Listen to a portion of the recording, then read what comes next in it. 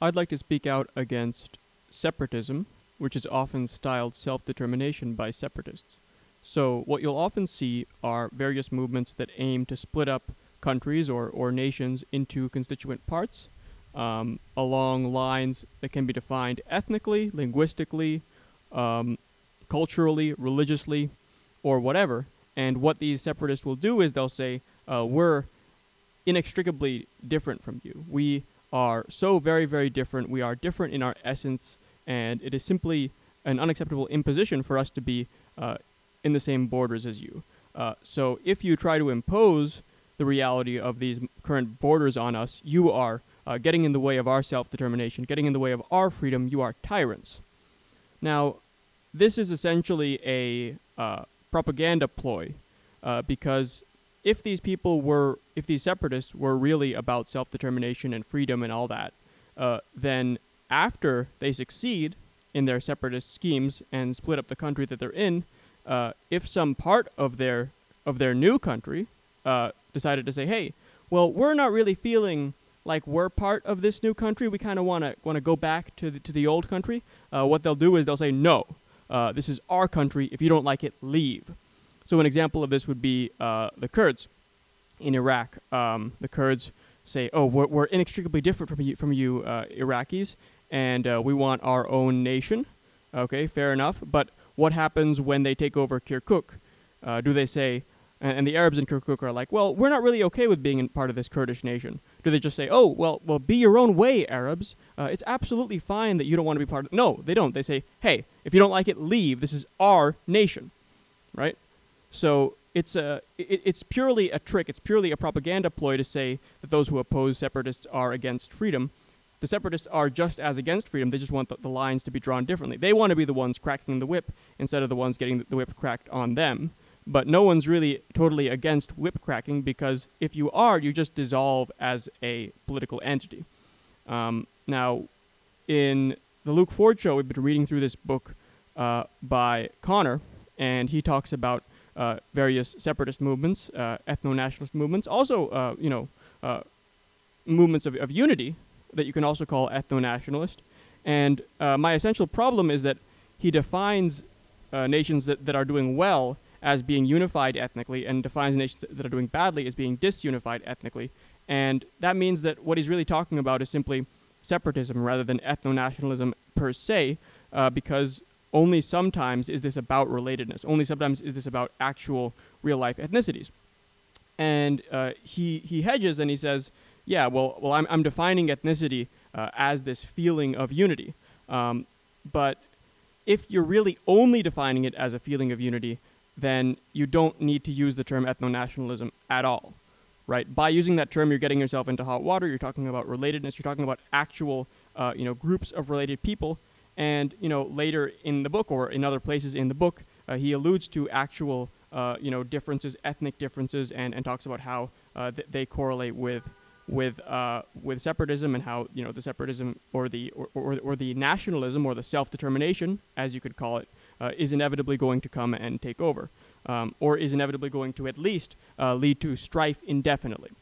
Right? He says that it's doubtful whether ethnic groups can live together peacefully.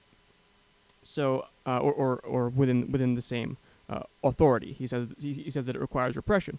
I suppose that my issue is that this definition of ethnicity that he's using is just so fluid as to be kind of useless. So, for example, he says, the inclusion of Britain as an example of multinationalism is puzzling.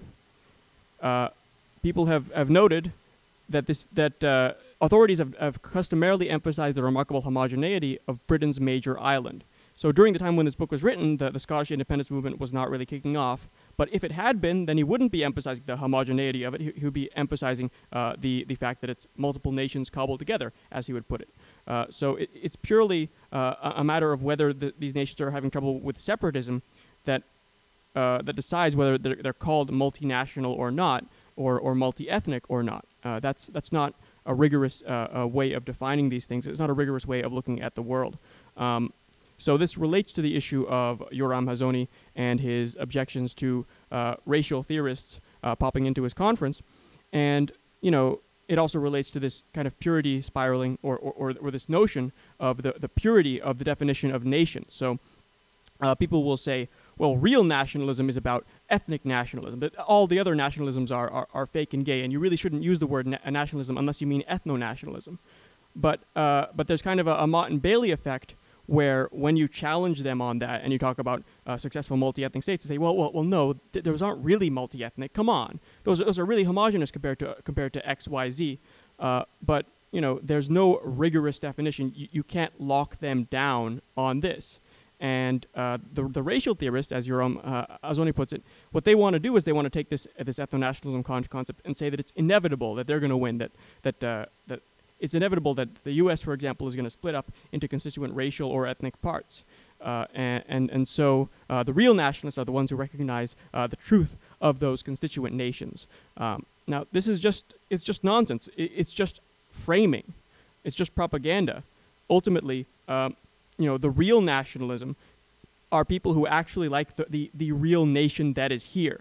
The people who are advocating for separatism are anti-nationalist, are actually traitors, but they're trying to co-opt the language of nationalism in order to succeed and in order to frame their ultimate victory as inevitable. That's all that's happening here. So that's why I don't like this redefinition of nationalism, or not really redefinition, but this this notion that the only pure definition of nationalism is ethno-nationalism. I think it's just wrong, and to make it work, you have to rely on being very fluid about how you define ethnicity. So I think basically I side with Yoram Hazony. I think that Yoram Hazony is the real nationalist here, not the people who follow Connor's definition, and that Yoram Hazony is fundamentally more serious, while these ethno-nationalists try to frame themselves as being very serious and down-to-earth and realistic. What they really are kind of these kind of antagonistic, anti-patriot, anti-nationalist figures who want to complain and want to frame their complaints as being just the inevitable result of incompatible parts cobbled together. Now, the compatibility of these different parts and the definition of where the parts separate is in the eye of the beholder.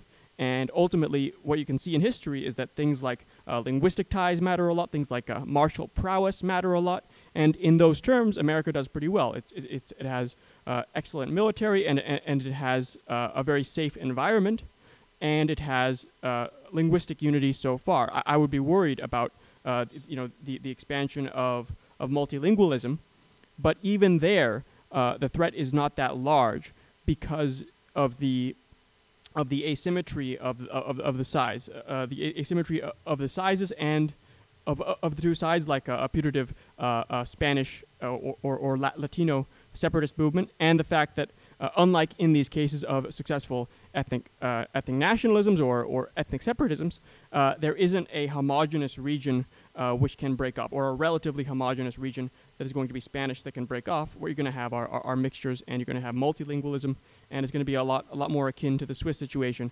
than to the situations in say the separatist movements in Eastern Europe.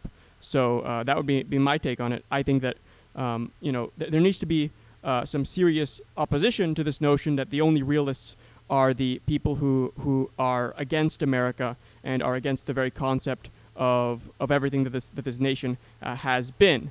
I think that those people are malingerers, they're complainers, and fundamentally they're betraying the actual nation that they're in. And even if they got their wish, even if they fished their wish and they managed to separate off, they would then be complaining within there about how it's not pure enough in some way or another. And if they then fish their wish there, right, they'd be getting into the problem where their country is too small to be viable, and it's getting kicked around by a bunch of other countries, and they'd say, we need a Bismarck. We need someone to come and unite, the real unity, someone who needs to foster and accept the real unity that inevitably we must follow. So yeah, I think it's fundamentally just not very serious. And the people who are actual nationalists, your Yoram Hazonys, they're just far more serious, far more pragmatic, far more connected to the realities on the ground.